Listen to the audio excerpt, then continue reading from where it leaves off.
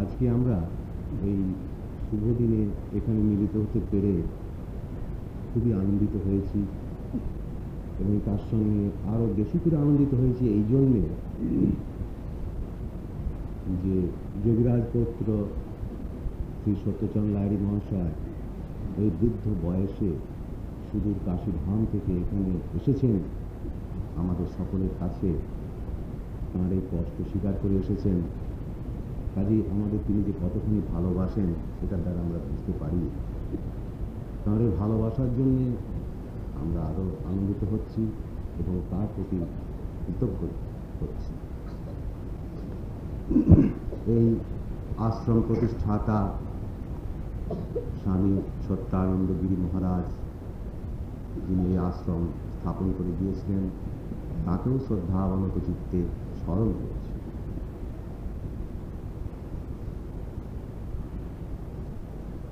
এই সমগ্র আশ্রম, অর্থাৎ যেমন এইখানে যে সেবায়তন আশ্রম আছে, এইরকম আমাদের ভারতবর্ষে এবং ভারতের বাইরে ঠিক এই জাতীয় আশ্রম আমাদের আরো অনেক আছে। যোগীরাজ শ্রী শ্রী শ্যামাচরণ লাহিড়ী মহাশয়কে স্মরণ করে তাঁর মতাদর্শ প্রচার করবার জন্যে, কাজেই এরকম আশ্রমে আসতে পারলে সত্যি নিজেকে বড় ভালো লাগে।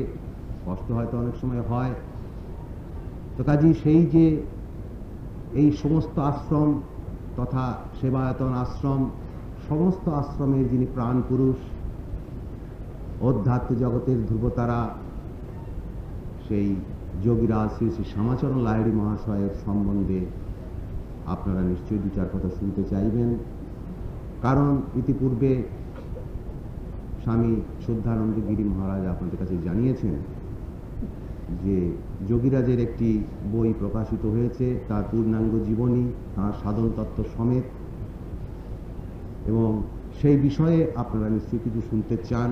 কাজে এখানে বিশদভাবে তো বলা সম্ভব নয়, কারণ আপনারা অপেক্ষায় আছেন সত্যচরণ লাহিড়ী মহাশয়ের কিছু অমৃত কথা শুনবার অপেক্ষায়। কাজে দীর্ঘ সময় আমি আপনাদের কাছে নেব না, তবে দু চার কথা যখন বলতে বলা হয়েছে নিশ্চয়ই আলোচনা করা যাবে। তো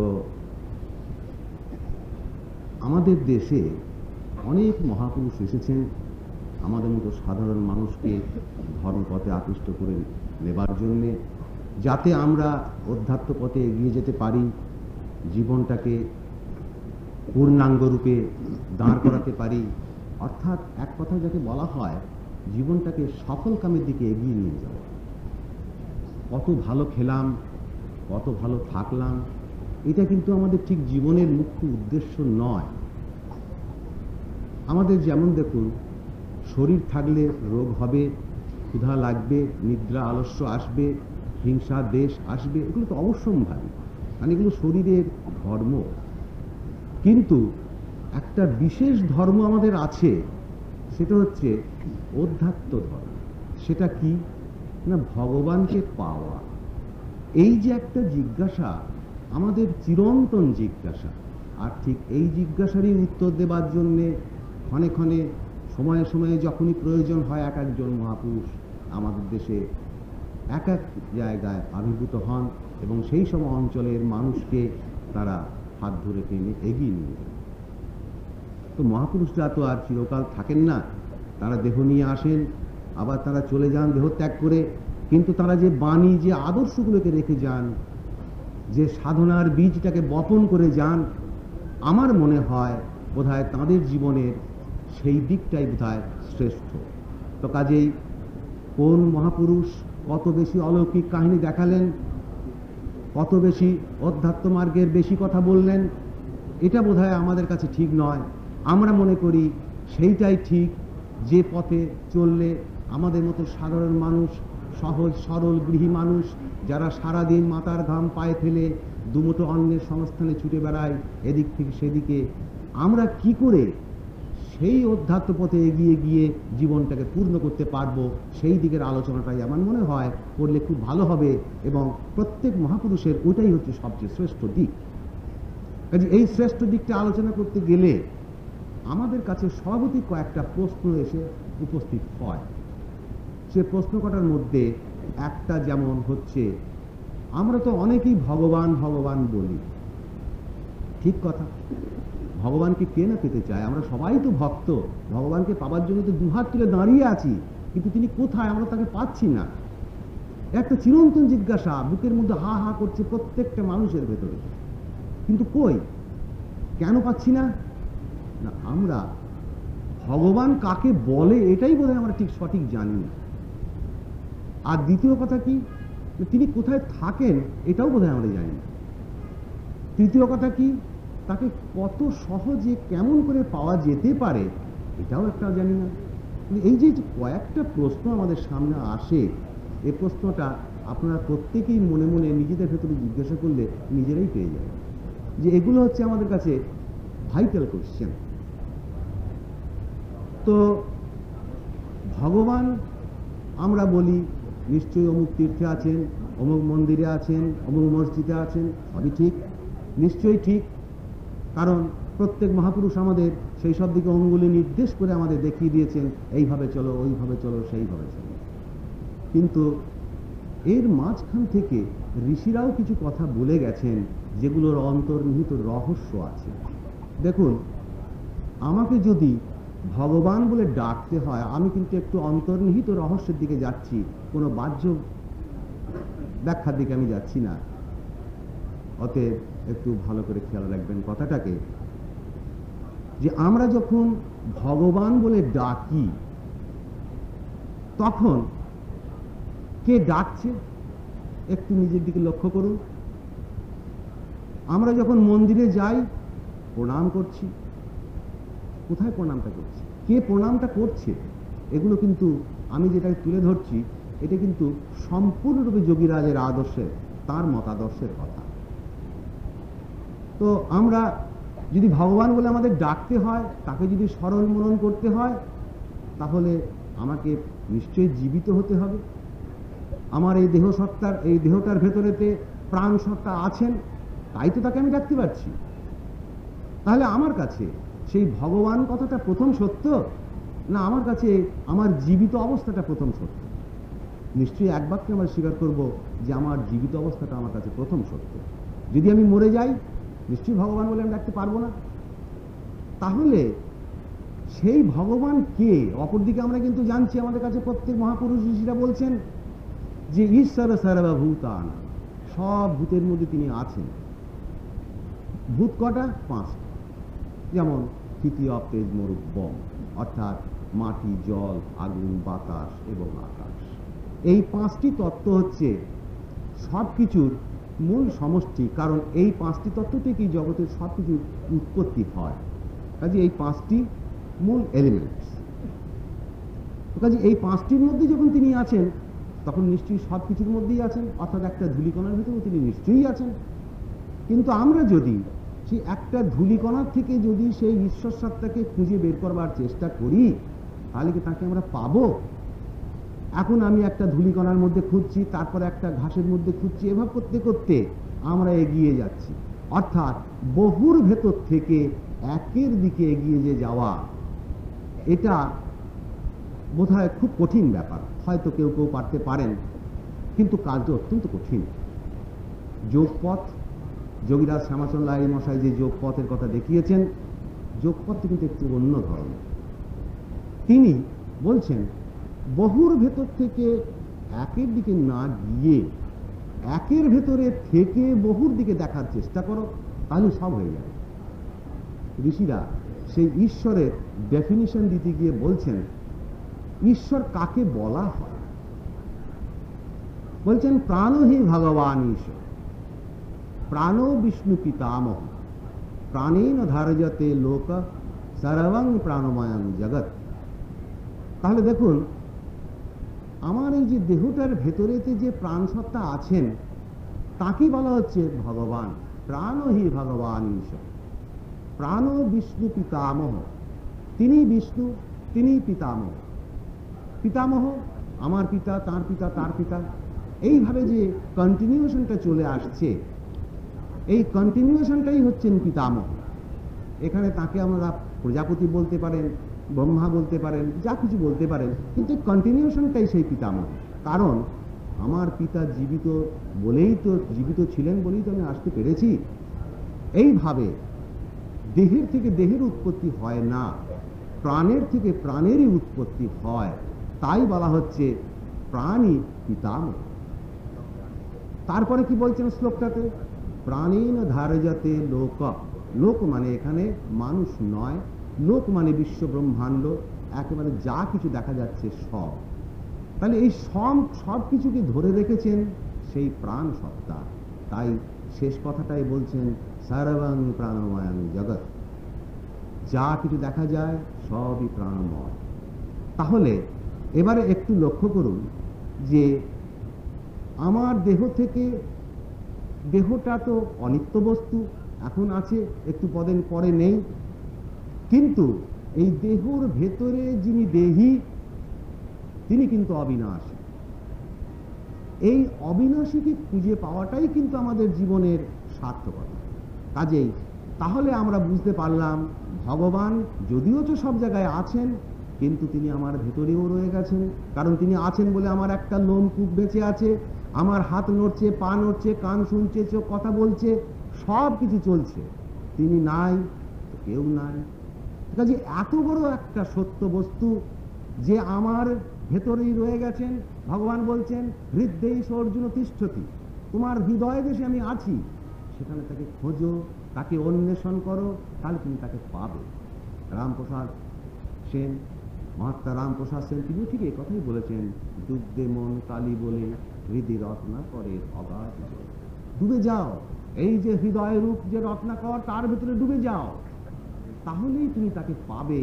সেইখানে গিয়ে তাকে অন্বেষণ করো। এই অন্বেষণটা কেমন করে করতে হবে, এইটাই হচ্ছে ক্রিয়াযোগের বিশেষ উদ্দেশ্য। ক্রিয়াযোগ অর্থে, ক্রিয়াযোগ মানে কর্মযোগ। ক্রিয়া শব্দের অর্থই তো কর্ম। গীতাতে যা কর্মযোগ, শ্যামাচরণ লাহিড়ী মহাশয় প্রদর্শিত ক্রিয়াযোগ একই কথা। পতঞ্জল যা বলে গেছেন ঋষি পতঞ্জলি, একই কথা। তাহলে পার্থক্যটা কেবল কোথায়? পরিবেশনার পার্থক্য। যে যার যেমন উপলব্ধি, যার যেমন পরিভাষা, তিনি তেমনি ভাবে পরিবেশনার তারতম্য ঘটে থাকে, কিন্তু মূল কথাটা একই। সেই মূল কথাটাকে ধরেই যোগীরা যা কিছু বলেছেন। তবে তিনি কোনোদিন কোনো বেশি কথা বলেননি। আমরা তার জীবনী পর্যালোচনা করতে গিয়ে দেখেছি তিনি সবসময়ই একটা দুটো কথা বলতেন, কখনো বেশি কথা বলতেন না। কেন? না, তার বেশি কথা বলার মতন তার অবস্থাও ছিল না। আমরা তার দৈনন্দিন যে দিনলিপিকে পর্যালোচনা করতে গিয়ে পুঙ্খানুপুঙ্খভাবে যখন পর্যালোচনা করেছিলাম, রাতের পর রাত, দিনের পর দিন অক্লান্ত পরিশ্রম করে, এমনি চোখে দেখা যায় না, চশমা দিয়ে দেখা যায় না, হাই পাওয়ার ম্যাগনিফাইং গ্লাস দিয়ে সেই সমস্ত ডায়েরিগুলোকে আমরা যখন অন্বেষণ করেছি, পর্যালোচনা করেছি, তার থেকে তথ্য উদ্ঘাটন করবার চেষ্টা করেছি, কি অক্লান্ত পরিশ্রম। যাই হোক, সেই সব মহাপুরুষের কৃপায় আজকে আপনাদের সামনে তাঁরই কিছু সঠিক বক্তব্য তুলে ধরা সম্ভবপর হয়েছে। তাই তিনি যে ক্রিয়াযোগের কথা বলে গেছেন, এক অপূর্ব বিজ্ঞানসম্মত পথ। আমরা সেই ক্রিয়াযোগ সম্বন্ধেই দু চারটে আলোচনা করতে চাই। তাহলে একটু আগে আমরা যেটাকে আলোচনা করা গেল, তাতে পরিষ্কার বোঝা গেল যে আমার ভেতরেতেই যে সত্তা আছে তাকে জানাটাই আমার জীবনের মুখ্য উদ্দেশ্য হওয়া একান্ত কর্তব্য। তাই যোগীরাজ বলছেন একটা জায়গায়, আপ হি কো আপ জাননা ইসি কো ব্রহ্ম জ্ঞান कहते हैं।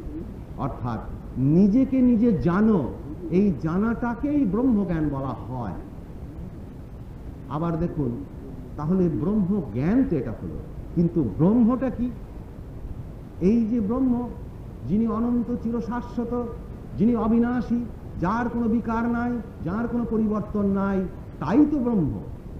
তাই তাকে গীতাতে তার সম্বন্ধে বলতে গিয়ে বলা হয়েছে যে সে কেমন না, তাকে অস্ত্রের দ্বারা ছেদন করা যায় না, আগুনে পোড়ানো যায় না, জলে ভেজানো যায় না, হাওয়ায় শোকানো যায় না। সে ক্ষুদ্র থেকে ক্ষুদ্রতম, বৃহৎ থেকে বৃহত্তম, এক অদ্ভুত ব্যাপার। এ কি ডেসক্রিপশন, তার সঙ্গে মেলে কোথায়? আমরা আপাতত দেখি এই আমাদের সামনে যে একটা চিরবিরাজমান অনন্ত শূন্য, এটাকে আমরা আপাতত তার সঙ্গে মেলাতে পারি, কিন্তু একটা জায়গায় মেলে না। তাই এই আকাশটাকেও ব্রহ্ম বলা যায় না। এটাকে বলা হয় পঞ্চভূতের শেষ রূপ। দেখুন, এই আকাশটার ভেতরে আমরা কি পার্থক্য দেখছি? কেন সেটাকে ব্রহ্ম বলা সম্ভব হয়নি? না, এই আকাশটাতেও আমাদের একটা দূর নিকট সম্পর্ক দেখতে পাচ্ছি। যেমন দেখুন, ওই দূরে একটা গাছ, অনেক বড় গাছটাকে আমরা এখান থেকে দেখছি খুব ছোট। অতএব এই যে একটা দুর্নিকট সম্পর্ক, যে একটা বাধার সৃষ্টি এখানে নিশ্চয়ই হচ্ছে। হয়তো বৈজ্ঞানিক মতবাদে বলতে পারেন যে আমার চোখের যে দৃষ্টিশক্তি সেটা ওখানে পৌঁছতে পারছে না বলেই আমি তাকে ছোট দেখছি, ঠিক কথা। কিন্তু একটু ভেবে দেখুন তো, দেখছেটাকে, এই যে আমার যে চোখ, এর কি কোনো দেখবার শক্তি আছে? এ কি দেখতে পারে? তাহলে তো অনেকের চোখ আছে কিন্তু তার চোখের দৃষ্টিশক্তি না থাকায় তাকে আমরা বলি অন্ধ। সে ব্যক্তি কেন দেখতে পায় না? তার তো গোটা চোখ দুটো রয়ে গেছে। এরকম অনেক কিছু বিচার করলে আমরা অনেক পার্থক্য দেখতে পাই। অত ঠিক এগুলো আপাতত রমণীয় দার্শনিক যুক্তি হতে পারে বটে, কিন্তু যৌগিক মতবাদের যুক্তি নয়। আমরা বর্তমান কালে একটা অন্য বিষয়ের আলোচনা একটুখানি মাঝখানে করিনি। আমরা বর্তমানকালে একটা অদ্ভুত কথা শুনতে পাই, সেটা হচ্ছে যে কলিযুগে যোগ চলে না। এই একটা বড় অদ্ভুত কথা। তাহলে স্বভাবতই যারা এই কথাটিকে বলেন তাদের কাছে আমার বিনীত প্রশ্ন যে তাহলে কি আমাদের এই যে 100 বছর আগে যে মহাপুরুষ এসেছিলেন যোগীরাজ শ্রী শ্রী শ্যামাচরণ লাহিড়ী মহাশয়, তিনি কি কলিযুগে আসেননি? আর তিনি কি যোগ সাধনা করে কি সফল কাম হননি? তো এটা বোধহয় ঠিক কথা নয়, মনোরঞ্জন কথা। সে যাই হোক, সেসব নিয়ে আমাদের আলোচনা করার দরকার নেই। তবে আমরা এটা দেখতে পাচ্ছি যে আমাদের যত শাস্ত্র রচয়িতা, যারা শাস্ত্রগ্রন্থগুলো আমাদের সামনে দিয়ে গেছেন, গীতা, বেদ, বেদান্ত, উপনিষদ ইত্যাদি, যেগুলো পিলার গ্রন্থ, পিলার বুকস, এগুলো কিন্তু প্রত্যেকেই যোগী পুরুষ ছিলেন। কারণ যোগী পুরুষ ছাড়া এই উপলব্ধিটা সম্ভব নয়। তাই গীতাতেও ভগবান একথা বলেছেন, অর্জুনকে উপদেশ দিতে গিয়ে অর্জুনকে বলেছেন, মানে আমাদের সকলকেই বলেছেন। অর্জুনকে উপলক্ষ করে তো আমাদের সকলের কাছেই এই কথাটা এসে হাজির হয়েছে। অতএব তাতে তিনি বলছেন যে অর্জুন, তুমি যোগী হও। কেন? যোগী হলে তবেই কিন্তু তুমি আমাকে সঠিকভাবে এবং সম্পূর্ণরূপে জানতে পারবে। তাহলে দেখুন, ভগবত বাক্য তো মিথ্যা হবার কথা নয়। আরো কথা আছে, গীতাতে দেখবেন সব জায়গাতেই যোগের কথাই বলা আছে। অতএব যোগ যে কলিযুগে চলে না, এটা আমার মনে হয় বোধহয় ভ্রান্ত কথা। তো কাজেই এসব ঠিক কথায় কান না দিয়ে আমরা যদি আমাদের মঙ্গল চাই, আমরা যদি আমাদের সত্যিকারের কল্যাণ চাই, তাহলে আমাদের এই পথে যেতে নিশ্চয়ই হবে। তার কারণ যোগপথ এই শিক্ষাই দিচ্ছে যে কি করে তুমি তোমার নিজেকে জানতে পারবে। তোমার ভেতরে যে তুমি আছো, দেহর ভেতরে যিনি দেহী আছেন, যার অস্তিত্বে তোমার বর্তমান দেহের অস্তিত্ব, তাকে জানাই তোমার জীবনের শ্রেষ্ঠ জ্ঞান। তাকে তোমার জানতেই হবে। তাই যোগীরাজ একটা জায়গায় পরিষ্কারভাবে বলে দিয়েছেন যে তোমাকে এমন একটা জীবন আসতেই হবে, ঘুরে ফিরে 2-4-10 জন্ম পরে হোক, এই সাধন তোমাকে করতেই হবে। তিনি এই কথাটা অত্যন্ত জোর দিয়ে বলেছেন। তো কাজেই আমরা তো মানুষ, আমাদের তো ভগবান বুদ্ধি বিবেক দিয়ে তো আমাদের পাঠিয়ে দিয়েছেন। তো আমরা যদি আমাদের কল্যাণ চাই, আমাদের যদি মঙ্গল চাই, তবে নিশ্চয়ই আমাদের এই সাধনটিকে অত্যন্ত শ্রদ্ধা সহকারে করা একান্ত কর্তব্য। তাই যোগীরাজ একটা জায়গায় বলেছেন, ক্রিয়া সত্য আর সব মিথ্যা। ওর অদ্ভুত কথাটা কানে লাগে। এ নিয়ে বিচার্যনা কিছু সমালোচনাও করেছেন, আমাদের কানে সে কথা এসেছে। কিন্তু এটা তো আমাদের কথা নয়, এটা তো আমাদের কোনো মন গড়া কথা নয়। এটা সেই শ্রেষ্ঠ মহাযোগী পুরুষের কথা। তারা সত্যে প্রতিষ্ঠিত হয়ে তবে তারা কথা বলেন। যেমন দেখুন, ভগবান শঙ্করাচার্য বললেন ব্রহ্মসত্য, জগৎ মিথ্যা। নিশ্চয়ই ব্রহ্মসত্য, একথা পৃথিবীর কেউ অস্বীকার করতে পারে না। তাহলে পরে সেটা তো আলটিমেট সত্য, কিন্তু আলটিমেট ট্রুকে পেতে গেলে যেটা আমার কাছে আপাতত সত্য, সেটা কি? কর্ম। এই কর্মটাই তো ক্রিয়া। আমরা আপাতত কি দেখি? বাস্তব পৃথিবীতে আমরা কি দেখি? আমাকে যদি অর্থ রোজগার করতে, আমাকে যদি আমার 10টা টাকা দরকার, আমাকে যদি সেই 10টা টাকা পেতে হয়, তাহলে আমাকে নিশ্চয়ই কোনো কর্মের মাধ্যমে পেতে হবে। আমার খিদে লেগেছে, তাহলে আমাকে কি করতে হবে? কিছু খাবার খেতে হবে। সাপোজ ধরুন আমাকে ভাত খেতে হবে 1 পেট, তাহলে আমাকে চাল জোগাড় করতে হবে, সেটাকে রাঁধতে হবে, তারপর থালায় বেড়ে হাতে করে তুলে চিবিয়ে তবে খেতে হবে। এতগুলো কাজ আমাকে করতে হবে, তারপরে গিয়ে আমার ক্ষুধার নিবৃত্তি হবে। তাহলে আমাকে যদি ক্ষুধার নিবৃত্তি করতে হয়, তবে ক্ষুধার নিবৃত্তিরূপ কর্ম প্রয়োজন। এই রকম যে যা আমাদের পেতে চাই নিশ্চয়ই তার পেছনে কোনো কর্ম আছে, তাই গীতাতে কর্মের এত প্রাধান্য দেওয়া আছে। একেবারে দেখুন প্রথম থেকে শুরু করে চাওয়া হয়েছে যে প্রথমে আসলো বিষাদ যোগ, কারণ বিষাদ যোগ, বিষাদ ভাবটা না আসলে তো ঈশ্বরমুখী মন হয় না। তারপরেই দেখুন কর্মযোগ, কর্ম অভ্যাস যোগ, কর্ম সন্ন্যাস যোগ, এইভাবে কর্ম কর্ম কর্ম কর্মের এত প্রাধান্য। কাজে সেই কর্মকে বাদ দিয়ে আমরা কি করে ঈশ্বরকে লাভ পেতে করতে পারি? এই কর্ম নিয়ে, সেই কর্মটা যে কি, এই নিয়ে আজ পর্যন্ত আমাদের এই ভারতবর্ষ কেন সারা পৃথিবীতে অনেক আলোচনা হয়েছে। কিন্তু যোগীরাজ এক অদ্ভুত কথা বলে দিয়ে গেছেন, সেটা হচ্ছে প্রাণকর্ম। কেন না, প্রাণই তো ঈশ্বর, প্রাণহি ভগবান ঈশ্বর। তাকে যদি আমাদের পেতে হয় তবে প্রাণকর্মের দ্বারা পেতে হবে। ক্ষুধার নিবৃত্তি করতে গেলে যেমন ক্ষুধার নিবৃত্তিরূপ কর্ম প্রয়োজন, তেমনি প্রাণ সত্তাকে পেতে গেলে প্রাণ কর্ম প্রয়োজন। এইটাই তো গীতার কর্মযোগ, সেটা আমাদের বুঝতে হবে। এই বুঝে তারপরে আমাদের তার ভিতরে প্রবেশ করতে হবে। এবারে দেখুন এই প্রাণ কেমন জিনিসটা একটু খোলাখুলি খানিকটা আলোচনা করা যাক অল্প সময়ের মধ্যে। একটা দেখুন দাঁড়িপাল্লা, তার দুদিকে দুটো দিক আছে। এই দাঁড়িপাল্লা যে দুটো দিক, ঠিক সেরকম আমাদের শরীরে যে প্রাণ সত্তাটা আছেন তারও দুটো দিক আছে। একটা দিক চঞ্চল, আর একটা দিক স্থির। আমরা পৃথিবীতে কি দেখতে পাচ্ছি? 3 ভাগ জল, 1 ভাগ স্থল। ঠিক সেরকম প্রাণ সত্তারও একটা দিক আছে চঞ্চল, একটা দিক আছে স্থির। যে দিকটা স্থির সেটাকেই বলা হয় ব্রহ্ম। তাই শাস্ত্রকার পরিষ্কার বলে দিয়ে গেছেন, নিশ্চলং ব্রহ্ম উচ্যতে, নিশ্চল অবস্থাতেই ব্রহ্ম। তো সেটা তো বিরাট ব্যাপার, তাকে জানা অত্যন্ত কঠিন, অনেক সাধন সাপেক্ষ। কিন্তু আমার যেটা বর্তমান অস্তিত্ব সেটাকে তো আমার নিশ্চয়ই জানা উচিত, কারণ আমার বর্তমান অস্তিত্বটা আছে বলেই তো আমি বেঁচে আছি। এটা কিন্তু সাধনার একটি গুরুতম রহস্য। কাজে খুব অল্প কথা একে বলা খুব মুশকিল আছে, যাই হোক তবু যতটা সম্ভব অল্প কথা বলা যাক। তো সেই যে চঞ্চল, এই চঞ্চলতার হেতু দেখুন আমার হৃদস্পন্দন চলছে, শ্বাসের গতি চলছে, সমস্ত কিছু দেহের অভ্যন্তরস্থ যেসব ফাংশন তা ঠিক আছে, তাই আমি বেঁচে আছি, তাই আমি আপনাদের কাছে আসছি, আপনারা আমার কাছে যাচ্ছেন। এইভাবে আসা যাওয়া, প্রেম, ভালোবাসা সব কিছু আমার বজায় থাকছে। মা ছেলেকে ভালোবাসছে, ভালোবাসার উৎসস্থলটা কোথায়? নিশ্চয়ই প্রাণ। প্রাণহীন দেহে আবার ভালোবাসা কোথায়? প্রেম কোথায়? কাজে প্রেমের উৎসস্থল, ভালোবাসার উৎসস্থল, যা কিছুর উৎসস্থল বলুন না কেন, সেই তো প্রাণ। কাজে সেই প্রাণ আমারই দেহের মধ্যে আছে, অথচ আমরা এতই বোকা যে তার অন্বেষণ করি না। তার অন্বেষণ আমাদের করতে হবে। তিনি পুরুষ নন, তিনি নারী নন, তিনি যুবা নন, তিনি বৃদ্ধ নন, কারণ তিনি অবিনাশী। তিনি এই ক্ষণে ক্ষণে দেহটাকে জীর্ণ হয়ে যায়, আবার পরিবর্তন করে আবার আর একটা নতুন দেহ নিয়ে আসেন।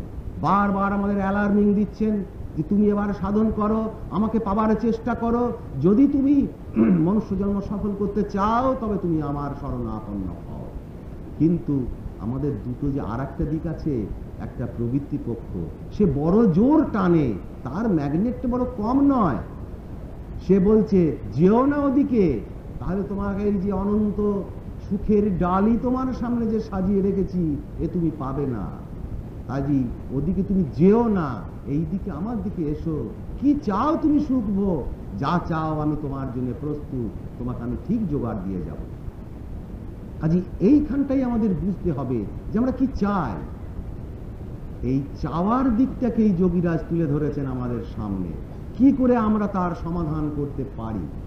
তাই তিনি সারাটা জীবন কিভাবে তার জীবনটাকে, তিনি জীবন দর্শনটাকে দাঁড় করিয়েছেন, এবারে সেদিকটা একটু আলোচনা করা যাক। তার জীবন দর্শনটা দেখুন, তিনি আমাদেরই মতন সংসারে জন্মালেন, সারা জীবন সংসারে থাকলেন, সংসারের সমস্ত কর্তব্য তিনি পালন করলেন, স্ত্রী পুত্র নিয়ে থাকলেন সংসারে, চাকরি করলেন, আবার চাকরির অবসরে বা সকাল সন্ধ্যায় তিনি আবার প্রাইভেট টিউশনি করে নিজের জীবিকা নির্বাহ করে তিনি অপূর্ব এক দৃষ্টান্ত আমাদের মধ্যে স্থাপন করে দিয়ে গেলেন। তো কাজেই তাঁর এই যে মতাদর্শ, এই মতাদর্শ আমাদের কাছে একটা পাথেয়, কারণ আমরাও তো সংসারী, আমরাও তো সংসারে এসেছি, মা বাপের কোলে তো আমরাও জন্মগ্রহণ করেছি। আজ এই সংসারের কর্তব্য, দায় দায়িত্ব, তাকে তো আমরা অবহেলা করতে পারি না, অস্বীকার করতে তাকে পারি না, এবং করা উচিত নয়। তাই যোগীরাজ বারবার বলছেন, তুমি সংসারে থাকো অথবা যেখানেই থাকো, যে যে আশ্রমে আছো সেখানে থাকো, কিন্তু দয়া করে তুমি প্রাণ কর্মটি করো। তাই তিনি একটা জায়গায় তার সেই আবেগের ছলে তিনি আর ভাষা খুঁজে পাচ্ছেন না, কেমন করে এই কথাটিকে প্রকাশ করবে না বুঝতে পারছেন না, হারিয়ে যাচ্ছে সবকিছু তার কাছে। এই অবস্থায় গিয়ে তিনি বলছেন, এই পাগলা মাতালের কথাটি শোনো, দয়া করে ক্রিয়াটি করো। এত তার দয়া আমাদের ওপরেতে, আর আমরা নিজেদের প্রতি দয়া করি না। তিনি আমাদের জন্য দয়া উজাড় করে দিচ্ছেন, কিন্তু আমরা এত পাষণ্ড যে তার সেই কথা আমরা শুনি না, আমরা দয়া করে বসে বসে ক্রিয়া করি না, আমরা বসে বসে তার জায়গায় তাস খেলে, রেডিও শুনে, টিভি দেখে সময় নষ্ট করি। এর চেয়ে আমাদের চেয়ে আর কত খারাপ আমরা হতে পারি বলুন তো দেখি একটুখানি। লোকে বলে, মশাই সারাদিন সংসারের জ্বালায় কখন এসব সাধন ভজন করব। দেখুন, এগুলো ঠিক ফাঁকিবাজি কথা, মনের কথা নয়। একটু নিজের মনকে আপনারা জিজ্ঞাসা করে দেখুন যে আমরা কি করলে তার প্রতি একটু সাধন ভজন করতে পারি। কারণ সাধন তো আমাদের করতেই হবে। যোগীরাজ আমাদের বলেই দিয়েছেন যে তুমি এই জন্মে করো অথবা 2-5 জন্ম পরে করো, তোমাকে করতেই হবে। অথবা যদি তুমি না করো, প্রকৃতির তাড়নায় তোমাকে করতেই হবে, প্রকৃতি তোমাকে করিয়ে নেবে, এর থেকে তোমার হাত রেহাই করার কোনো উপায় নেই। তো কাজেই গীতা তো ঠিক ভগবান এই কথা বলছেন, নহি কল্যাণ কৃত দুর্গতি তা তো যাচ্ছে। এই যে কর্ম, এই কর্মটা যে করে সেই তো নিজের কল্যাণ করে। আবার একটু ঘুরিয়ে কথাটাকে দেখুন, আমার পকেটে যদি 4 আনা পয়সা না থাকে তবে আমি দুঃখী ব্যক্তিকে দেব কি করে? কাজে প্রথম প্রশ্ন, আমার পকেটে পয়সাটা আছে কিনা, অর্থাৎ পয়সা পেয়ে যে কল্যাণটা আমার হয়েছে কিনা। ঠিক সেরকম আমাকে যদি কল্যাণ করতে হয় অপরের, তবে প্রথম কল্যাণ করতে হবে আমার নিজেকে। সেই কল্যাণ আমাকে সঞ্চয় করতে হবে। তারপর যদি আমি সেই কল্যাণকে সঞ্চয় করতে পারি, তবেই কিন্তু আমি অপরের কল্যাণ করবার ক্ষমতা অর্জন হতে পারে, তখন আমি অপরের কল্যাণ করতে পারি। কাজে কল্যাণ শব্দটা এত সস্তা কথা নয়। এই যে ভগবান ভগবান করে তো আমরা অনেক রকম চেঁচাই। যোগীরাজ একটি কথাই বলেছেন, বায়ুই ভগবান। তিনি এই দুনিয়ার অন্য কোনো কিছুর দিকে তিনি যাননি, একটি কথায় তিনি বাজি মাত করে দিয়ে চলে গেছেন। এবার দেখুন, বায়ুই ভগবান, ওখানে তো ঋষিরা বলেছেন প্রাণই ভগবান, যোগীরাজ বলছেন বায়ুই ভগবান। আর একটা অদ্ভুত কথা কি সেটা? এই যে বাতাসটা বয়ে বেড়াচ্ছে, এটা কি তাহলে ভগবান? না, এটার কথা তিনি বলেন। এটা তো পঞ্চভূতের একটা ভূত, এটার কথা তিনি বলেন। কারণ যোগ রহস্য বড় অদ্ভুত রহস্য, তো তার একটু অভ্যন্তর গভীরে প্রবেশ না করলে তার বিষয়বস্তুটা কি বোঝা যায় না, একটু ভাষা ভাষা মনে হয়। আর ভাষা ভাষা মনে হয় বলেই পণ্ডিতি ব্যাখ্যা আমাদের সামনে অনেক হাজির হয়ে যায়, অনেক সাহিত্য, অনেক কাব্য আমরা পড়ে থাকি, কিন্তু বইটি পড়ার পর আর আমরা কিছুই বুঝতে পারলাম না। তার ভেতর থেকে ম্যাটেরিয়ালস, সারমর্ম, যা আমার জীবনের পাথেয় হওয়া সম্ভব, তা আমরা পেলাম না। তাহলে বায়ু ভগবানটা কি? কোন বায়ুর কথা তিনি বলেছেন? বায়ু তো আমরা দেখতে পাচ্ছি যে গাছের পাতাটা নড়ছে, তাল পাতার পাখা দিয়ে হাওয়া খেলে আমার গায়ের গরমটা কমে গেল, এই তো বায়ু আমরা পাই। কিন্তু এই বায়ুর কথা তিনি বলেননি। আর একটু অভ্যন্তরে যদি আমরা ঢুকি, তাহলে কোথায় পাবো না? আমার 2 নাসিকার মধ্যে দিয়ে শ্বাস প্রশ্বাসের গতি চলছে, এটাও বায়ু। কিন্তু ঈশ্বরের ওই যে 2টো দিক বলা হয়েছে প্রাণের, একটা স্থির আর এবং একটা চঞ্চল, তাহলে এটা হচ্ছে কিন্তু সেই চঞ্চলের দিকটা। এই দিকটার কথাও নয়, এই বায়ুর কথাও নয়, কারণ এই বায়ুটাও চঞ্চল। তাই তিনি বলছেন প্রাণ কর্ম করতে থাকো, তাহলেই তুমি সব পাবে, অর্থাৎ ক্রিয়ার পরাবস্থায় পৌঁছে যাবে। গিয়ে তোমার যখন সেই দেহের অভ্যন্তরস্থ স্থির বায়ুর আবির্ভাব হবে, সেই স্থির বায়ুটা ভগবান। আমরা তো তার হদিশ জানি না। তার হদিশ জানতে গেলে ঢুকতে হবে আমার ভিতরে। তাই ঋষিরা বলে দিয়ে গেছেন, দেহস্থা সর্ববিদ্যাশ্চ, দেহস্থা সর্বদেবতা, দেহস্থা সর্বতীর্থানি, গুরু বাক্যে ন লভ্যতে। এই দেহের ভেতরেই সকল বিদ্যা, সকল তীর্থ, সকল দেবদেবী যা কিছু চান, সকল জ্ঞান সবই আমারই ভেতরে আছে। কাজে যোগীরাজের পথের, যোগীরাজের মতাদর্শের, যোগীরাজ যেটাকে বলা হয় দর্শন বা ফিলোসফি, তার একটাই কথা, ডুবে যাও তোমার নিজের ভেতরেতে। নিজের চোখ কান নবদ্বারে পুরে দেহি, এই 9টা দরজাকে একেবারে থামিয়ে দিয়ে ডুবে যাও তোমার দেহের অভ্যন্তরের ভেতরেতে। অন্তরের অন্তরতম মণিকোঠায় গেলেই তুমি তার সন্ধান পাবে। কাজে এটুকু হলো মূল কথা। আমি আজকে আর বেশি সময় আপনাদের নেব না। এখন আপনারা যোগীরাজ পৌত্র পূজ্যপাদ শ্রী সত্যচন্দ্র লাহিড়ী মহাশয়ের কথা শুনবার অপেক্ষায় আছেন। আজ এই কথা বলে এখানকার আশ্রমের শুভ কামনা করে আপনাদের সকলকে আন্তরিক ধন্যবাদ দিয়ে আমার বক্তব্য শেষ করছি। নমস্কার। এই জন্যই ওরা এত বেশি মান। এখন তাকে দেখবার কি উপায়? ভগবান তো বললেন যে ঈশ্বর সর্বভূতানাং হৃদয়ে তিষ্ঠতি। দেখবার কি উপায়? ভগবান বলে দিয়েছেন তার উপায়। আমরা তাকে দেখতে পাই না কেন? একটা এত বড় সত্য বস্তু, যিনি আমার ভিতরে বর্তমান রয়েছে, যিনি না থাকলে আমি এখনই মৃত, আমার কোনো অস্তিত্বই নেই, জড় হয়ে যাব, অথচ তাকে দেখতে পাই না। আজকাল তো ইয়ের যুগ, আপনার সায়েন্সের যুগ। লোকে বলবে যে আজকাল তো এক্স রে দিয়ে অনেক কিছু দেখা যাচ্ছে, যদি আত্মা বলে কোনো জিনিস যদি থাকে ভিতরে, তাহলে সেটা দেখা যায় না কেন? এবং এই প্রশ্ন হয়েছে এবং আমাকেই করেছে। কাশী বিশ্ববিদ্যালয়ের সব যারা অনুসন্ধান করছে, ফিলোসফি পিএইচডি ছেলেরা, কয়েকটি ছেলে যারা এসেছিল তাদের প্রফেসরের সঙ্গে, আত্মাকে কি সত্যিই দেখা যায়? আমি বললে তুমি বিশ্বাস করবে কেন? সে আমার প্রথমে এই কথাই বললো, আজকাল তো সায়েন্সের যুগ, আত্মাকে দেখা যায় বললেই তো লোকে বিশ্বাস করে নেবে না। যন্ত্রের দ্বারাই তো আজকাল সব কিছু দেখা যাচ্ছে। আমি তাদের এই উত্তরই দিলাম যে এখনো তো সেরকম যন্ত্র কিছু আবিষ্কার হয়নি। যদি কোনোদিন সেই যন্ত্র আবিষ্কার হয়, তাহলে তারা সাধন ভজন করবার কোনো প্রয়োজন হবে না, এই যন্ত্রের দ্বারাতেই দেখে নেবে। এখনো তো সেটা আবিষ্কার হয়নি। কথা হচ্ছে যন্ত্রের দ্বারা এখন পর্যন্ত যে আমরা আবিষ্কার করি, দেখি, সেটা কোন দেহের দেখি? এই উপরকার দেহটা, স্থূল দেহটা দেখি তো, এখন তো ভিতরে তো যায়নি। এখন সেই যে জীবাত্মা, তার দর্শন হয় কোথায়? তার দর্শনে অনেক ভেতরে। প্রথম তো অন্নময় কোষ, অন্যের দ্বারা পরিপুষ্ট শরীর, তারপরে প্রাণময় কোষ, তারপরে মনোময় কোষ, তারপরে বিজ্ঞানময় কোষ। সেই বিজ্ঞানময় কোষেতে তার দর্শন হয়। আর আনন্দময় কোষেতে সাধক নিজেকেই হারিয়ে ফেলে, যাকে পিতামহর ভাষায় ক্রিয়ার পর অবস্থা, যাকে বলেছেন যে আনন্দ বলে গিরিজাপতি নগরী। সেখানে কাশী বিশ্বনাথ সেখানেই বাস করেন, সে আনন্দ বলে। তো বিজ্ঞানময় কোষে যদি পৌঁছবার কোনো যন্ত্র যদি আবিষ্কার হয়, তবে তো দেখতে পাবে, কেন কি করে দেখতে পাবে? তাহলে আপনি বলুন, আপনার মুখ থেকে শুনতে চাই। তখন আমার মনে তো একটা এমনি ধারাই এলো। আমি বললুম যে তোমরা তো সব হিন্দুর ছেলে। আর যেটি বেশি প্রশ্ন করছিল সে কিছু পাণ্ডে ছিল, কিন্তু তুমি তো ব্রাহ্মণ। গীতা, গঙ্গা জল, এসব তো তোমরা তো খুব মানো। তো আমি এই পর্যন্ত বলতে পারি, যদি বলো যে গীতা গঙ্গা জল হাতে করে বলো যে দেখা যায় কিনা, আমি বলবো দেখা যায়।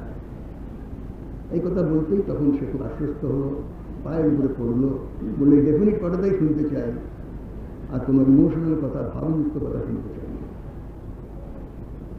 এখন সেই কেমন করে দেখা যায়? এই যে সমস্ত আমাদের নবদ্বার দেহযুক্ত শরীর, দুটো চোখ, দুটো কান, দুটো নাক, মুখ, লিঙ্গ, গুহ্য, এসব তো বহির্বিষয়ে সর্বদা গ্রহণ করছে, অবরোধ করছে। অবরোধ না করলে কি করে দেখবে? सर्वद्वाराणि संयम मनोर्धि निरुद्ध निघ्नाध्यायात मनप्राणवात तो এই কৌশলটি ভগবান বলে দিলেন। এখন এই যে কৌশলটি, যারা যোগী এই কৌশলটি যারা জানেন তারা সব বুঝতে পারবেন, আর যারা না জানেন তারা এর বুদ্ধিগত বিদ্যাগত অনেক রকম মানে তারা পাবেন। যেমন একটা সামান্য কথা বলি, বললেন সর্বদ্বারা আমি সংযম, এরকম দ্বারা সত্য ব্যাখ্যা পাওয়া যায় যে একটি লোভনীয় দৃশ্য দেখবার মতন চোখের সামনে পড়ল, আমি চক্ষুর ইন্দ্রিয়কে সংযম করলাম, দেখলুম, এইরকম ইত্যাদি ইত্যাদি। এই সমস্ত সব আলাদা কথা, কিন্তু একটা বিশেষ প্রক্রিয়া, বিশেষ সাধন। এবং ঠাকুরদাদা এইটি শ্লোকটির ব্যাখ্যাতে একটা কথায় লিখে দিয়েছেন, অর্থাৎ যোনি মুদ্রা। এবং যারা যোনি মুদ্রা জানেন, সাধনটি জানেন, তাদের কাছে এই অর্থ মহামূল্যবান। তারা আনন্দে গদগদ হয়ে যায় যে বাস্তবিক তো এই তো বটে, কিন্তু কী করে, কী কৌশলেতে সেটিকে দেখা যাবে, সর্বদ্বারানি সংযম কী করে হবে, তা কিন্তু গীতার ভিতরে লেখা নাই।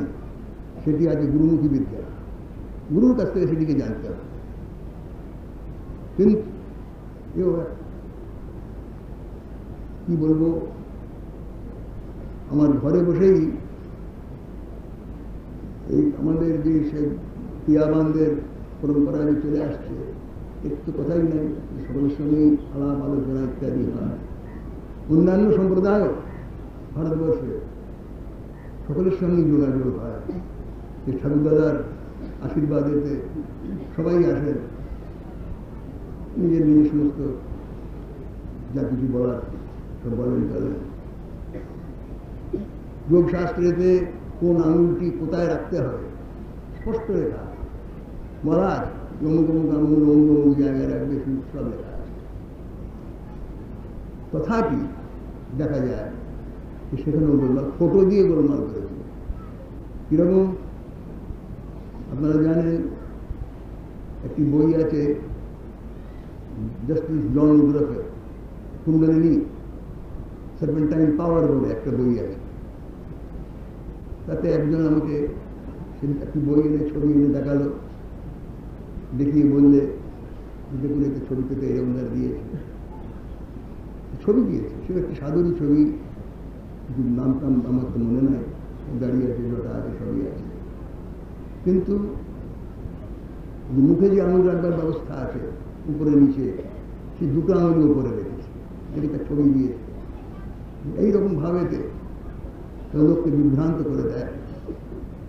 সাধারণ মানুষ তারা তো কিছুই জানে না, বিভ্রান্ত হয়ে যায়। ভগবান বললেন সেই ব্রহ্ম স্থিতি লাভ করতে হলে কূটস্থ ব্রহ্ম মূর্তি রাখা চাই। অর্থাৎ মানুষের মধ্যে মনের যে বাসা, সেই বাসাটি হল সুমধ্যস্থ আজ্ঞাচক্র, ওইটি হল শান্তিধাম, ওইটি হল তদ্বিষ্ণু পরমম পদম। ওইখানে যত মন রাখতে পারবে ততই মন স্থির হবে, ততই মন শান্ত হবে, মন শান্তি লাভ করবে। তাই বললেন ওই যোনি মুদ্রার দ্বারা তিনি পিতামহ সে কৌশল দেখিয়ে দিলেন, শাস্ত্রসম্মত যে সমস্ত ব্যবস্থা দেখিয়ে দিলেন। বলছেন ভগবান, হে অর্জুন, তুমিও তো দেহ ধারণ করে এসেছ, তুমিও চলে যাবে, আমিও দেহ ধারণ করে এসেছি, আমিও চলে যাব, সব চলে যাবে। থাকবে কি? থাকবে সেই আত্মা, চিরসত্য, যেদিন যে থাকবে, যার কোনোদিন যার নাশ নাই, সেই থাকবে। কোথায় তিনি রয়েছেন? ভগবান কত জায়গায় বলেছেন মা মনুস্মর, মাম মনমনা ইত্যাদি কত জায়গায় বলেছেন, তো তারা ঠিক নাই। সাধারণত লোক ভাবে যে ভগবান বলছেন যে আমাকেই অনুসরণ করো, আমারই পূজা করো, আমারই চিন্তা করো। অর্থাৎ শ্রীকৃষ্ণ বলছেন যে আমারই করো। এখন এই যে মাম মনমনা ইত্যাদি, এর যে রহস্য, বড় বিচিত্র রহস্য। এটি কি রহস্য তিনি এখন পরিষ্কার করে দিচ্ছেন। নির্দেশ অর্জুন কৃষ্ণ, ঈশ্বর সর্বভূতান নির্দেশ অর্জুন কৃষ্ণ, ইনি হলেন মা। আর একটু সরল কথা, সোজা কথা বলে দিই। একদিনকে আমার বাড়িতে কয়েকটি লোক গিয়েছেন দর্শন করতে, 5-7 জন দর্শন করতে করতে আমাকে জিজ্ঞেস করছেন, লাহিড়ী মশাই তো খুব যোগী পুরুষ, সিদ্ধ পুরুষ ছিলেন, আমরা সব বইতেও পড়েছি, লোকের মুখে শুনেওছি, তুমি কার উপাসনা করেছিলেন? আমি বললাম যে যিনি সকলের ভিতরে আছেন তা। আমি শিবের মন্দিরেতেই বসে তখন পূজা করছিলাম। সকলের ভিতরে মানে আমি শিবের ভিতরে, রাধা কৃষ্ণের ভিতরে, রাম সীতার ভিতরে, লাহিড়ী মাছের স্ট্যাচু আছে তার, আমার পিতার স্ট্যাচু আছে তার, এসব দেখিয়ে বললাম আমার ভিতরে, আপনার ভিতরে, সকলের ভিতরে যিনি তার। তো বললেন আপনার কথা তো আমি বুঝতে পারলাম না। আমি বললাম আপনি বুঝতে পারবেন না, আমি বোঝাতেও পারবো না। আপনি জিজ্ঞেস করলেন, আমি তার উত্তর দিলাম। বাস্তব কথাটা হলো এই, যিনি সকলের ভিতরে আছেন তার, ইনি হলেন মা, ইনি হলেন মন্দনা। যিনি ভগবান বলছেন যে আমাকে মন দাও। কোনো পাগল ছাড়া বলবে যে আমাকে মন দাও, আমাকে পূজা করে? কে বলবে? পাগলই বলবে। এখন একজন শৈব সে বলবে যে সে কি কথা, আমার শিব ঠাকুর কিছু নাই নাকি? একজন শিবভক্ত তখনই লড়াই করবে। তা শিবের ভিতরেও যিনি আছেন, রামের ভিতরেও যিনি আছেন, যদি বাস্তবিক পক্ষে তারা কোনো দেবতা যদি থাকেন, তাহলে তার ভিতরেও যিনি আছেন তারই উপাসনাই তিনি করেছেন। বলছেন ঈশ্বর সর্বভূতানাম হৃদয় অর্জুন কৃষ্ণ ভ্রামেন সর্বভূতানি যন্ত্রাণ তমেব শরণম গচ্ছ। হে অর্জুন, তুমি তারই শরণাগত হও। सर्वभावेन भारत, सर्व प्रकार टोटल सरेंडर, सर्व प्रकार सर्वभावेन भारत तत्प्रसादात पराम शांति स्थान प्राप्त। तारी प्रसादे दे तभी तुम शांति पावे, और अन्य कोनो शांति पावे ना। और বললেন যে সর্বভাবেন, সর্বভাবেন কি করে সর্বভাব, কি করে সর্বভাবে তাৎপর্যপূর্ণ হব, শরণাগত হব? পরের লাইনই তাকে বলছেন মন মনা ভবমদ ভক্ত মজ্জাদি মার্গ নষ্ট। মন মনা, আমাদের মনটি দাও। ওই আমাদের মনে কাছে যে যিনি সর্বভূতে দেয়, কৃষ্ণের ভিতরেও যে কৃষ্ণ, আমার ভিতরেও যে কৃষ্ণ, রামের ভিতরেও যে কৃষ্ণ, শ্যামের ভিতরেও যে কৃষ্ণ, তাতে মন মনা। তাতে মন দিলে কি হবে? যত মন দেবে তত আপনি ভক্তি হবে। আর ভক্তিকে কোনোখান থেকে সঞ্চয় করে আনতে হবে না, তার জন্য আলাদা চেষ্টা করতে হবে না। যত কুটস্থ মন দেবে, যত সেই আত্মাকে মন দেবে, ততই ভক্তি হবে। মন মনা ভগবত ভক্ত মজ্জাজি, আমার ভজন করো। ভজন করো মানে কি? প্রাণায়াম করো। সুষুম্না মার্গেতে প্রাণায়াম করো। কবিরদাস একটি সুন্দর কথা বলেছেন, उल्टा पाछीला पैरा पकड़ो, पसरा मना बटोर, कहत कबीरा सुनो भाई साधो, तब पहियो निज ठाओ। चमत्कार कथा, एसब कथा इमोशनल कथा ना, रैशनल कथा, आँटी कथा। हमारा जाबतीय प्राय আমরা सब इमोशनल कथा बहुत শুনি। লোকে বলে যে ভগবানের চরণ দর্শন করো, ভগবানের চরণ ধরো। কোথায় ভগবানের চরণ? কোথায় পাবো? কোথায় ভগবান? হয় তিনি পটে আছেন, না হয় গিয়ে কোনো মূর্তিতে আছেন, এছাড়া আর কোথায় ভগবানের সন্ধান আছে? কিন্তু গীতাতে ভগবান বলছেন এই ভগবান তোমার মধ্যেই আছেন। এবং লাহিড়ী মশাই সেই ভগবানকে কেমন করে পাওয়া যায় তার সাধনা দেখিয়ে দিচ্ছেন, এইভাবে ভগবানকে পাওয়া যায়। এইটাই বিষয়। বলছেন যে কবিরদাস বলছে যে উল্টা পাছিলা पैड़ा पकड़ो, पसरा मना बटो, कहत कबीरा सुनो भाई साधो, तब पहियो निज ठाओ। পেছন দিকে উল্টো পথ ধরো। আর যে মনটা ছড়িয়ে আছে চারদিকে বিশ্বব্যাপী, তাকে গুটিয়ে নিয়ে এসো। হে সাধো, তবেই তুমি নিজ ধাম প্রাপ্ত হবে। এখন ধরুন যে যত বড়ই বিদ্বান হোক না কেন, এই কিছুদিন আগে আমার আসবার পূর্বেই একজন হিন্দির ডক্টরেট এলেন, তিনি হিন্দির প্রফেসর জোনপুর থেকে।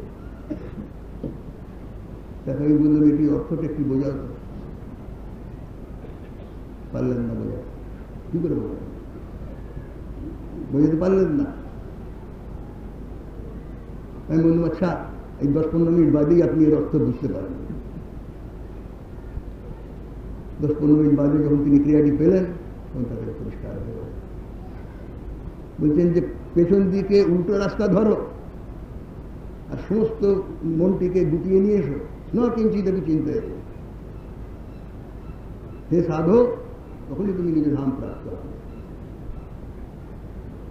প্র্যাকটিক্যাল আর থিওরিটিক্যাল এটি বড় কথা, আকাশ পাতাল কথা।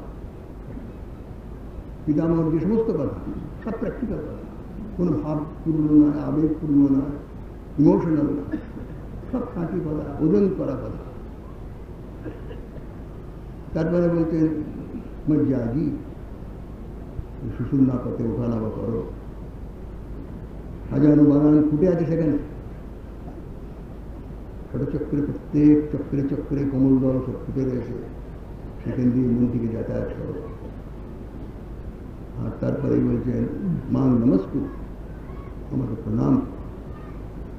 প্রণাম একটা মস্ত সাধনা, মস্ত রহস্য। মান নমস্কু, এইকেই তিনি গীতার যে ভাষ্য করেছেন, ভাষ্য টাষ্য তো করেননি, একটি ইশারা দিয়েছেন, সংকেত দিয়েছেন। মান নমস্কুরু এর অর্থ দিয়েছেন অর্থাৎ ঠোকর, এর কোনো মানেই হয় না। অর্থাৎ ঠোকর এ কথার কোনো মানেই হয় না, এই আবার কি? মান নমস্কুরু অর্থাৎ ঠোকর। যারা এই ঠোকরটি জানেন, ঠোকরটি কী রহস্য, কী ব্যাপার, তারা তো আনন্দে নাচবেন, গদগদ হয়ে যাবে। আর তা না হলে যারা জানে না তারা বলবে মিনিংলেস, কোনো মানেই হয় না, সত্যি মানে হয় না। বলেন যে ধরুন যেমন বললাম যে শালিগ্রাম শিলা, এর যেমন ঋষিরা একটা বাহ্য প্রতীক দেখিয়েছে, এই ঠোকরেরও একটা বাহ্য প্রতীক দেখিয়েছে। ঋষিরা সব আমাদের করেছেন এই জন্যে। এই সুষুম্নার যে বাহ্য প্রতীক মা গঙ্গা, মা গঙ্গাতে সকলেই স্নান করতে পারে, সাত্বিক রাজসিক তামসিক কারোর বাধা নেই। ওই গঙ্গাতে চান করতে করতে মন যত যত ধীরে ধীরে সাত্বিক হবে, তখন তার মনে হবে যে গঙ্গার যে অধিষ্ঠাত্রী দেবতা তার একদিন দর্শন করি। তখন সে কোনো ডুব লাগিয়ে চান করলে সে দর্শন পাবে না, তাকে ঘরে বসে ধ্যান করতে হবে। ঋষিরা যা তার ধ্যান লিখে গেছে, সেই ধ্যান করলে তবে তার দর্শন পাবে। সেই দর্শন পেয়েও যদি মনে করে যে আমি কৃতার্থ হয়ে গেলুম, আমার তো সিদ্ধি লাভ হয়ে গেল, তাহলেও সে ভ্রান্ত। তার সিদ্ধি লাভ হবে কখন? যখন সেই সুষুম্নারূপী যে গঙ্গা, তাতে যখন তার মন ডুববে, তাতে দেহটি ডুববে না, তার মন যখন তাদের ডুবে যাবে, তখনই তার সাধনার পরিসমাপ্তি, তখনই তার সব সার্থক গঙ্গা স্নান। কিন্তু আরম্ভ হলো করতে ওই স্থূল থেকে, তখন সাধারণের জন্যে ওই স্থূল ব্যবস্থা করে দিয়েছেন।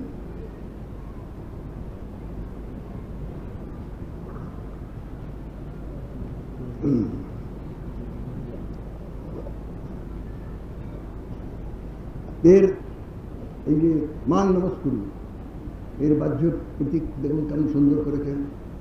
আমরা যাই দেবতা মন্দিরে, দেবতার পূজা করি, দেবতার দর্শন করি, তারপরে প্রদক্ষিণ করবার ব্যবস্থা আছে। দেবতার যেখানে পিঠটি রাখা আছে, সেই পিঠে এমনি করে হাতটা দিয়ে এমনি করে নিজের শরীরটাই আমরা ঘুরিয়ে দিই। এই হলো প্রদক্ষিণ করবার নিয়ম। এই ঠোকরেরও ঠিক এই ব্যাপার ভেতরে। তাতে আবার মন্ত্রও রয়েছে, ওম নমো ভগবতে বাসুদেবায়। এখন ভাগবতের মধ্যে লেখা আছে যে ধ্রুব সমাস এই মন্ত্র জপ করে তিনি সিদ্ধি লাভ করেছিলেন, ভগবত দর্শন করেছিলেন। ঠিক নারদ এসে তাকে এই মন্ত্র দিয়েছিলেন। তো বিচার করে দেখা যায় কিন্তু যদি এই মন্ত্রটাই যদি বললে যদি ধ্রুবর কাজ হয়ে যেত, তাহলে নারদকে আসবার কোনো দরকার ছিল না। তিনি তো আকাশগামী ছিলেন, ওখান থেকে এই মন্ত্রটি বলে দিতেন, নারদ জপ করতেন, কাজ হয়ে যেত। কিন্তু না, তাকে দেখাতে হয়েছিল এই মন্ত্রটি কেমন করে জপ করবে। এই ওম নমো ভগবতে বাসুদেবায়, এই যে 12টি অক্ষর, 12টি অক্ষর কোথায় কোথায় দিতে হবে, কেমন করে, এখানে কি ব্যবস্থা, স্বপ্নকে দেখাতে হয়েছে, সেই জন্যই তাকে আসতে হয়েছে। কেন আকাশবাণী করে দিতে হয়ে যেত। তো ঋষিরা একটা বাহ্য প্রতীক মন্দিরে প্রদক্ষিণ করবার দেখিয়েছে। ওই প্রদক্ষিণ করতে করতে যদি কোনোদিন মন অন্তর্মুখী হয়, যেমন একটা ভক্ত গান গেয়েছেন, এই হরিনাম নিতে নিতে যদি সে ফুল ফুটেছিতে, ফুটিলে ছুটিতে পারে নয়নেরই ধার। এটি বলবার উদ্দেশ্য। এইরকম করতে করতে করতে ঋষিরা বড় দয়ালু, তাদের এইটাই স্বভাব, সর্বভূত হিতে রাখা। কি করে সকলের কল্যাণ হয়, সর্বদা সেই চেষ্টা। পাকে প্রকারে তামসিক বৃত্তির লোকগুলোতে রাজসিকে আনা, রাজসিককে ছাড়িয়ে দিয়ে সাত্বিকেতে আনা। সাত্বিকে এলে তবে অন্তর্মুখী হবে, তা নাহলে হবেই না। চোখের উপর দেখতে পাচ্ছি। আমিও তাদের এই আশীর্বাদেতে 15 বছর বয়সে ক্রিয়া পেয়েছি, এখন আমার 8 বছর বয়স। বহু দেখব, অনেক ছোট ছোট বাচ্চা, 8 বছরের বাচ্চা, 9 বছরের বাচ্চা, তারা পাবার জন্য পাগল। আর একটা বুড়ো লোক, সে বলছে আমার সময় কাটে না, রেডিও শুনে সময় কাটে। কি ভাগ্যের পরিহাস দেখুন, এই মহামায়ার মায়া, এরই নাম মহামায়ার মায়া। পূর্বজন্মে তার করা ছিল সে বাচ্চা, তবে সেই জন্মে তার আকাঙ্ক্ষা হয়েছে, খুঁজছে, কিন্তু কিছু দিন হারিয়ে গেছে, তবে সে খুঁজছে। আর এইরকম যারা এদের হারিয়ে গেছে, তারা যখন আসবে বুঝে তারাই কিন্তু কাজ না। আসানসোলে আমি আসানসোল থেকে বাঁকুড়া এসেছিলাম, বাঁকুড়া থেকে কলকাতা থেকে এখানে এসেছি। একটু ছেলে, 21 বছরের ছেলে, বলছে আমাকে, অনেক লোক বসে আছে, ছেলেটি এসে দরজার করে বসে আছে।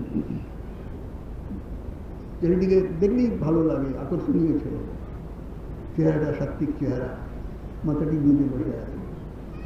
2 ঘন্টা বসে আছে। প্রথম দিন চলে গেল, দ্বিতীয় দিন এসে আবার বসে আছে। আমি তাকে জিজ্ঞেস করছি, তুমি কিছু বলবে কি? বলো।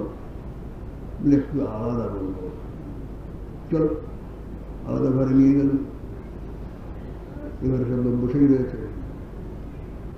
বলছে যে ছেলেবেলা থেকে সে যোগ ব্যায়াম করে, বলে 5-6 বছর বয়স থেকেই করি, করছি, শান্তি পাচ্ছি না, মনে হচ্ছে আমি এটা কিছু খুঁজছি, সেটা পাচ্ছি না। ঠিক আছে তার কথা, কিছু খুঁজছি, তা পাচ্ছি না। কি খুঁজছে তা বলতে পারছি না, কি খুঁজছি তা বলতে পারছি না। তবু বলে একটু কি খুঁজছে, আমি বলতে পারছি না কি খুঁজছি। আমি যা খুঁজছি তা পাচ্ছি। মা বাবা আছে? হ্যাঁ আছে। তারা জানেন? মানে তারা তো সব আমার বিরোধী, তারা তো চান না যে আমি এসব কিছু করি, খুঁজি। তাদের মনে একটা ভয় যে আমি যদি বাড়ি থেকে চলে চলে যাই, যার তারপরে কিছু কথা সব হলো। তারপরে আমিও বুঝলাম বাস্তবিক কিছু হারিয়েছে। তারপরে সে ক্রিয়া পেল, এই বলছে আমি যা খুঁজছিলাম তাই পেয়েছি। এগুলোকে জড়িয়ে ধরে এইটাই হলো গিয়ে আপনার এরকম যারা যারা পায় তাদের কিছু কাম না। কিন্তু ভগবান এমনিতে পাওয়া এত দয়ালু। আর ঠাকুরদাদা পিতামহী কথাই বলে গেছেন যে অঙ্কুর দিয়ে গেল, কোনো সময় জল পড়বে, অঙ্কুর এই জন্য না পায়, পরের জন্য পায়। কারণ এই জিনিসই এমন হচ্ছে। ভগবান বলেছেন যে নেয়া বিক্রমণা সোস্তি কর্তব্যায় ন বিদ্যতে স্বল্পমস্য ধর্মস্য ত্রায়তো মহতো ভয়া। এর উপরে আর কিছু আশ্বাসনের নাই। ভগবান এত আমাদের ভরসা দিচ্ছে যে এই যে সাধন অর্জুনকে বলছেন, যা তোমাকে বলবো এতক্ষণ, নেয়া বিক্রমণা সোস্তি কর্তব্যায় ন বিদ্যতে, এর অভিক্রম দোষ নাই। অবিক্রম দোষ কাকে বলে? একটা জিনিস আপনি আরম্ভ করলেন, মধ্যে একটা বিঘ্ন হয়ে গেল, হয়ে সে কাজটা হলো না। কোনো একটা বার ব্রত নিয়ম একটা তার তো আরম্ভ করবার একটা তো ব্যবস্থা আছে, সেটি যতক্ষণ পর্যন্ত সম্পন্ন না হয় ততক্ষণ পর্যন্ত সে কাজটি হলো না, কোনো কারণে বিঘ্ন হয়ে গেল, হলো না সেটা। কিন্তু এই কাজের বিঘ্ন নাই, এর অবিক্রম দোষ নাই। তুমি এই জন্মে যদি 1 শ্রেণী উঠে থাকো তো পরের জন্মে 2 শ্রেণী থেকে উঠবে, এই নষ্ট হবার না, এই ব্যাংকে জমা রইল, ফিক্সড ডিপোজিট উইথ ইন্টারেস্ট, খুব শুদ্ধ তুমি পাবে আবার পরে। আর বলে কর্তব্যায় নদী, কর্তব্যায় মানে কি? এখন আমার শরীর অসুস্থ, বাড়িতে শালিগ্রাম শিলা রয়েছে, পূজারি আসছে না, কি করে পুজো হবে? আমি যদি চাই যে আমি শালিগ্রাম শিলাটিকে আমার খাটের উপরে নিয়ে এসে রেখে তাকে পূজা করি, আমার কর্তব্য দোষ হবে, পাপ হবে, পূর্ণ হওয়া তো দূরের কথা। কিন্তু আমার শরীর অসুস্থ, আমি আমার নির্দিষ্ট স্থানে গিয়ে আসলে গিয়ে করতে পারছি না। আমি যদি আমার ঘরে বসে বিছানায় বসে যদি করি, কর্তব্য হবে না। না যদি করি কোনো প্রকারেতেই সারাদিনের মধ্যে 24 ঘন্টার মধ্যে একবারে যদি না করি, বিছানায় বসে যদি অন্তত যদি না যদি করি, তাহলেই দোষ, তাহলেই পাপ।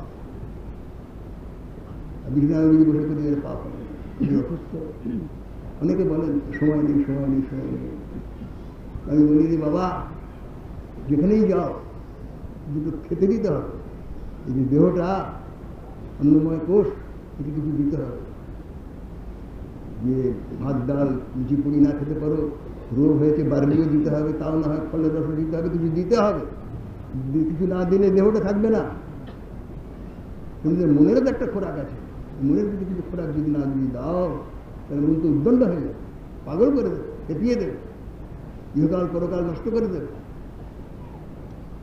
অন্তত যেখানেই থাকো, যেখানেই যাও, দুটি খেতেও হবে, কোনোখানে শুতেও হবে। গাছতলাতেই শো, আর নিজের বাড়িতেই শো, আর রেলের প্ল্যাটফর্মেতেই শো, যেখানে শুতেও তো হবে। যে অবস্থাতেই থাকো সে অবস্থাতেই, আর কিছু পারো যে না পারো, অন্তত সুস্থ মনটিত রাখো কিছুক্ষণের জন্যে। আরও যদি সম্ভব হয়, এমন তো সমস্ত সব সাধন রয়েছে, কৌশল রয়েছে, এই 10 জনের মধ্যে তুমি বসে আছে, কেউ টের পাবে না তুমি কী করছো। করতে হবে, করলেই করলাম। এই জন্যই তো ভগবান বললেন, নেই করলাম চিৎকস্তির দুর্গদিন তাকে করছে।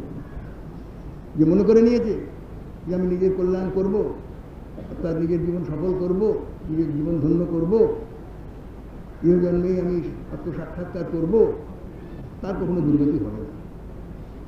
ভগবান তার সব অনুকূল করে দেবেন, করবেই করবে। আর বলছেন স্বল্প মৎস্য ধর্মস্য প্রায় অল্প, আর অল্প বললেন না, স্বল্প। অল্প মানে কি বুঝলেন? এই এতটা হলো অল্প। স্বল্প মানে এক চুক্তি, এইটুকু, তার মানে স্বল্প। তো বলছেন স্বল্প মৎস্য ধর্মস্য প্রায় তো মহত, এর যদি অল্প স্বল্প কিছু করো, তাহলে মহান মহান ভয় থেকে উত্তীর্ণ হয়ে যাবে। সবচেয়ে মহান ভয় কি মানুষের পক্ষে? জন্ম মৃত্যু। এই হলো সবচেয়ে বড় ভয়। সবচেয়ে ভয় আর কিছু নাই, বারবার আসা, বারবার যাওয়া। এই জন্য ভগবান বলছেন নিজেকে সাবধান করবার জন্য, জন্ম মৃত্যু জরা ব্যাধি দুঃখ দোষানুদর্শন। জন্ম মৃত্যু জরা ব্যাধির কি দুঃখ চোখের সামনে দেখতে পাচ্ছ না? কিভাবে লোক গুনে যাচ্ছে দেখতে পাচ্ছ না? তুমি ভাবছো হেঁটে চলে যাবে, ওরা গিয়ে গুয়ে পড়ে থাকবে, তুমি হেঁটে চলে যাবে, এটাই তুমি আশা করো? দেখো চোখে, সাবধান হও, তার পাথেও জোগাড় করো। শরীরের যাত্রা পিছতে না প্রসিদ্ধে কর্মদা। বলছেন যে সাধারণ মানে এই হলো শরীর যাত্রা, সে যদি তুমি কর্ম না করো তাহলে তোমার শরীর যাত্রা নির্বাহ হবে না। ঠিক, ব্যবহারিক জগতে এই মানে ঠিক। কিন্তু আমরা যে এক দেশ থেকে আরেক দেশে যাবো, এই সামান্য কলকাতা থেকে এইটুকু এসেছি, কত ব্যবস্থা করে আসতে হয়েছে, এটা নিতে হবে, ওটা নিতে হবে, সেটা নিতে হবে। আরে কোথা থেকে কোথায় যাবো তার কোনো ঠিকানা নেই, তার জন্য কোনো ব্যবস্থাই নেই। বিনা ব্যবস্থা দিয়ে চলে যাবো, ব্যবস্থা করো, তুমি পাথর জোগাড় করো। এই বলছেন স্বল্পমস্য ধর্মসূত্র আয়তু মহতু। এ তো বটেই, জন্ম মৃত্যুর যা হয় সে তো বটেই, সেটা আলাদা কথা। এছাড়া আমার নিজের জীবনে বহু দেখ, আমার নিজের পার্সোনাল, নিজের জীবনে এবং পার্সোনাল দেখেছি যেখানে তার মৃত্যু অনিবার্য হলো না, অ্যাক্সিডেন্ট হলো কিন্তু বেঁচে গেল। কেন? ওই খুঁটির জোর, খুঁটির জোর। খুঁটি বলতে একটা কথা মনে এলো, আমার এক মেয়ে ছিলেন, সম্পর্কে ভগ্নী ছিলেন, কাজিন সিস্টার, আমার চেয়ে 2 বছরের বড়। তার 31 বছর বয়সেতে মাত্র 3টি ছেলে 2টি মেয়ে নিয়ে তিনি বিধবা হয়ে গেলেন। অকুল সমুদ্রে পড়লেন, অকুল পাতালে, বড়ই কষ্ট। এক বাপের বাড়ি তাকে সামলালো। সে একদিন আমাকে বলছে যে ভাই আমি একটা স্বপ্ন দেখলাম, একটা নৌকোতে চড়ে আছি, একটা নৌকোতে চড়ে আছি এবং খুব ভয় মনে হচ্ছে এই যাই সেই যাই, একেবারে নির্বংশ হয়ে গেল, খুব ভীত হয়ে যাচ্ছে। এমন সময় তার জ্যাঠা মহাশয়, তার নাম ছিল তারকনাথ সান্যাল, তিনি গিয়ে আমার পিতামহ, আমার বাবার মামাতো ভাই ছিলেন, নিজের সাক্ষাৎ মামাতো ভাই, এবং খুব একজন উচ্চস্তরের ক্রিয়াবান। আমাদের বাড়িতে যে শেখ পাথরের স্ট্যাচু আছে সেটা তিনি তৈরি করিয়ে দিয়েছিলেন, তাঁরই অর্থটা হয়েছে। বলছে তিনি একটা দড়ি নিয়ে পাড়ে, নদীর পাড় থেকে ছুঁড়ে ফেলে দেবেন, এই দড়িটা ধরে থাক, গুরুদেবের দেওয়া দড়ি, তাহলে ভেসে যাবি, খুব মজবুত করে ধরে থাক। এই দড়িটা ধরে রইনি, খুব নড়ছি চড়ছি, এই গেল সেই গেল, কিন্তু ডুবে ভেসে গেলেন। স্বপন তো স্বপনই, প্রায় মিথ্যাই হয়, কিন্তু বড় উপদেশপূর্ণ স্বপন। গুরুর দেওয়া দড়ি ধরে থাকো, ভেসে যাবে, ছেড়ে দিলেই ভেসে চলে যাবে। একটা মোটা কথা বুঝে দেখুন, এত লোক এখানে আছেন, 2-4 হাজার লোক এখানে রয়েছে।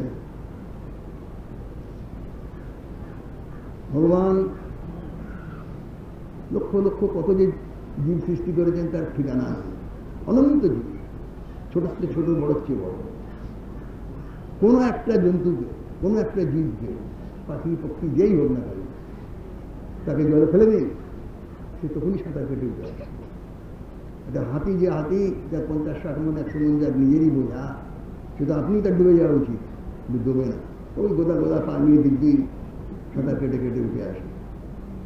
তাকে কে সাঁতার শেখায়? কে পারে সাঁতার শেখায়? কিন্তু একটা মানুষকে জলে ফেলে দিন, কত বড়ই পাহলান হোক, কত বড়ই খেলোয়াড় হোক, কত বড়ই কুস্তিগীর হোক, জলে ফেলে দিন একবার, তখনই ডুবে যায়। যেমন একটা ঘটি বাটি ফেললে ডুবে যায়, সেও তেমনি ডুবে যায়। তাহলে তো আমাদের মনে একটা প্রশ্ন আসা উচিত, ঠাকুর তুমি এত জীব সৃষ্টি করলে, কিন্তু সর্বশ্রেষ্ঠ যে তোমার জীব মানুষ, বেস্ট ক্রিয়েশন, তার প্রতি তুমি এত নির্দয় হবে, এত সহজে তার প্রাণটা চলে যায়। ভগবানের সঙ্গে যদি আমাদের দেখা হতো, তাহলে তিনি এই উত্তরই দিতেন যে সবচেয়ে ভালো জিনিসটা তোমাকে দিয়েছি, বিবেক বলে তোমাকে একটা জিনিস দিয়েছি, জ্ঞান বলে তোমাকে একটা জিনিস দিয়েছি, সেটা সদুপযোগ করো, সাঁতার শেখো, শিখে পাও। পরিষ্কার বলছে। একটা গল্প প্রসিদ্ধ আছে, আপনারা সকলেই জানেন, তারা আরো ভালো করে বুঝতে পারবেন। এই যে সাধন, এসব সাধন কেমন সাধন, তার থেকেও সাধন তো এসব ইমোশনাল কথা না। বলছেন এই কথা, একটা গল্প আছে যে রাজবাড়ি থেকে সব বিদায় নিয়ে পণ্ডিতরা চলেছেন, যেখানে 10 জন পণ্ডিত জড়ো হয়েছেন, সেখানে নৌকো করে সব চলেছে, নৌকো করে যাচ্ছে, সব শাস্ত্রের আলোচনা হচ্ছে। হতে হতে মামলাটাকে, মাঝিটাকে জিজ্ঞেস করছে, আরে মাঝি তুই সাঁতার জানিস? বলে না ঠাকুর, বলে সাঁতার তো জানি না। এটা বেটা তোর জীবনই হল, তো বৃথা, তোর জীবনটাই বৃথা। 16টা বিদ্যা আছে, সে সমস্ত না পড়লে কি মানব জীবন সফল হয়? বলে আমার যেমন অদৃষ্ট তেমনি তো হয়ে চলেছে। পৃথিবীতে লাল মেয়ে বলেছে, ঠাকুর মশাই আপনারা সাঁতার জানেন তো? বলে না রে, কেন? বলে কি ঝড় আসছে, নৌকোটা তো উঠে যেতে পারে, আপনার তো জীবন তো এখনই বৃথা হয়ে যাবে। আমার তো, আমি তো সাঁতার জানি, সাঁতার কেটে উঠে যাবো। সাঁতার কেটে উঠে যাওয়া সে রাস্তা আলাদা, আর বই পড়া রাস্তা সে রাস্তা আলাদা। সোজা সোজা কথা দেখুন, স্বধর্মে নিধনম শ্রেয় পরধর্ম।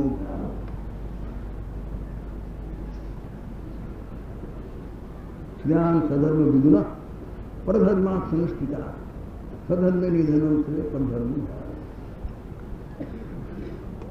বলছেন শ্রেয়ান স্বধর্ম বিগুণ,